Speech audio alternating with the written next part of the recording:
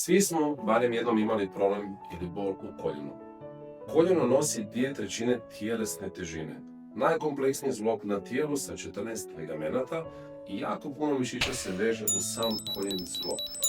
Svakodnevno vidim ljude koji dolaze u ordinaciju, bole ih koljena određeno vrijeme, pa onda ignoriraju tu bol jer nije toliko jaka. Onda tijelo napravi kompenzaciju, pa počnu pomagati ovi vanjski rotatori kukova, samim time i oni se onda umore s vremenom i počnu zboljeti leđa. Sigurno se znači to jednom barem doživjeli, da je negdje krenula bol, pa je otišla dalje, pa mislite da šeta bol, da imate neki ozbiljniji problem, a nikada se ne vratite na izvor problema. Osobe često koje su pale na koljeno misle, ma samo sam pao na koljeno, prošla je bol, nije to ništa, ali ostaju nekakve posljedice uvijek. Ako vam je, na primjer, ostao nekakav ožiljak oko koljena, negdje ste zapeli, ozlijedili se, automatski se mijenja funkcija okolnih mišića, okolnih receptora u ligamentima, tetivama i zglobovima. Često vidim nesrazmjerne mišiće sa jedne i druge strane. Kada napipam mišiće natmjenice tu gdje osobu boli, često vidim atrofirane mišiće oko područja koljena, posebice kvadricepsa i zapostavljena muskulatura je najčešće ova prednjeg dijela potkoljenice. Tu može i prethoditi nekakav ugrnut gležanj, pa je onda moralo više pomoći u koljeno raditi, ono se umorilo i kažem onda pređe na kuk, na leđa, pa može čak otići i do vratne kralježnice. Dakle, vrlo je važno da imamo zdrava koljena kako bi imali isto tako i zdrave kukove i samih time leđa. Vježbe koje možemo raditi za koljena najpoznatija je čučanj. Kako ja testiram sa ljudima da li imaju dobru mobilnost koljena, gležnjeva i kukova. Stavim ih pred zid. Dođete prema zidu, raskoračite šire od ramena. Recimo da su vam stopala 5 cm udaljena od zida. Gledate sada prema zidu i možete ruke držati ovako tu na prsima ili pored, nije važno. Probate čučnuti prema dolje, barem do pola bi bilo sasvim u redu. Gledajte da vam koljena ne idu unutra, to je automatski znak slabosti mišića kukova. Ako vam je to problem, to ćete isto morati jačati. Dakle, polako se sada vraćajte gore, nemojte potpuno zaključavati koljena, odnosno ravnati noge i probajte barem 5 do 10 ovako sporih čučnjeva raditi. Ako osjetite da ide i da nemate nekakvu ružnu bol tijekom izvedbe, ovo bi bila prva najbolja vježba koju možete raditi za jačanje kompletnog donjeg dijela tijela, samim time će vam biti i zahvalna leđa. Smanjit ćete pritisak u leđima ako jačate noge. Dakle, čučanj stavite pred zid.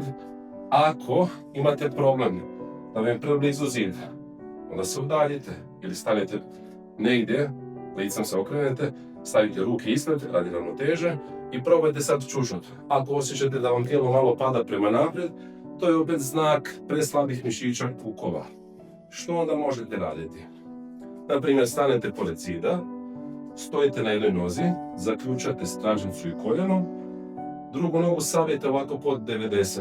I sada, da bi ojačali pregibače kukova, ajmo sad stati malo tu.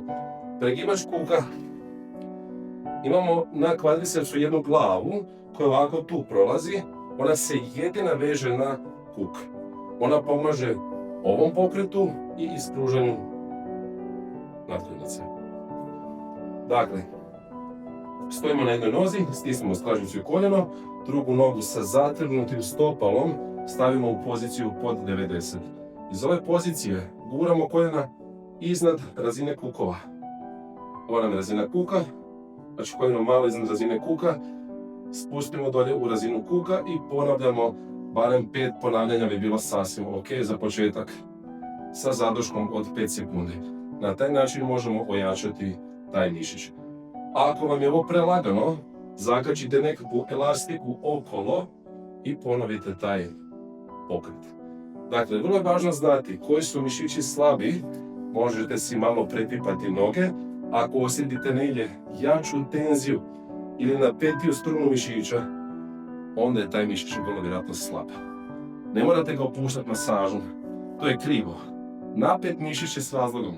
Štiti okolni zglob od daljnjeg prenaprezanja, u ovom slučaju koljena. Tu najčešće vidim trkaše koji mi dolaze Znači oni imaju taj pokret kada trče, gdje moraju napraviti ovaj pogled i ispružati potkonjenicu djelomično da bi mogli raditi tu aktivnost. I onda ih bole koljena upravo u ovom dijelu i sama tetiva kvadricepsa prelazi i veže se ovako tu na potkonjeničnu kost. Dakle, važno je imati jaku muskulaturu, odnosno, ajmo se izraziti ovako, jaku skelu na neki način, tako možemo razmišljati, da ne dođe do nekakvih pritisaka tih struktura, jer ako dođe do pritiska, pogledajte sad ovo, napravi se pritisak, odmah mi pobijeli kože, znači ne može tu proći tekućina. I sad imate ljude koji imaju problema sa hrskavicom, meniskusom, to su sve tkiva koja su slabo opskrbljena krvnim žilama. Dakle, tu je bitno razumjeti da jačanjem okolnih mišića dovodimo putem krvotoka hranjive tvari i na taj način ćemo stvoriti priliku da se ta tkiva malo ipak razvoje. Što smo jači, ti zglobovi će se malo više otvoriti. I sada mogu doći tekućine. Sada možemo početi obnavljati hrskavicu, zglobove ako su upaljeni i ostala tkiva koja su slabo opskrbljena krvnim žilama. Dakle, vrlo je važno za koljeno znati koji mišići su napeti, koji osjećamo na dodir da su napeti, njih ojačati i naša koljena će biti zahvalna, a najčešće i naša leđa.